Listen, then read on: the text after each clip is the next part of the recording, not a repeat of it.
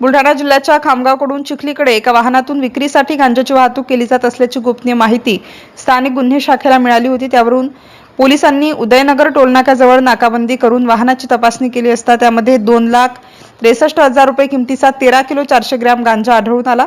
या प्रकरणी पोलिसांनी 4 जणांवर गुन्हा दाखल करून त्यांना अटक केली आहे। त्यांच्याकडून गांजा, वाहन व इतर असा 9,83,000 रुपयांचा मुद्देमाल जप्त केला आहे। बुलढाणा पोलिसांनी जिल्ह्यात 3 वर्षात आजपर्यंत 18,40,00,000 रुपयांचे अंमली पदार्थ जप्त केले आहेत। MCN न्यूज मराठीकरिता रवींद्र शिरस्कार, बुलढाणा।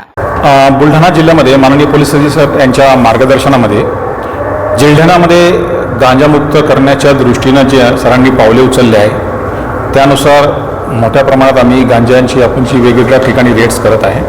असेच आम्हाला दिनांक 13/4/2025 रोजी माहिती मिळाली की खामगाववरून चिखलीकडे एक इर्टिगा गाडी जात आहे ज्याच्यामध्ये गांजा ठेवलेला आहे अशी गोपनीय माहिती मिळाली। त्या अनुषंगाने आमच्या पथकाने आणि पोलीस निरीक्षक अंबुलकर साहेब यांच्या मदतीने त्या ठिकाणी आम्ही त्यांना नाकाबंदी करून त्या ठिकाणी पकडलं आणि ताब्यात घेऊन त्यांच्याकडून आम्ही 13 किलो गांजा, गाडी आणि इतर साहित्य आम्ही जप्त केले।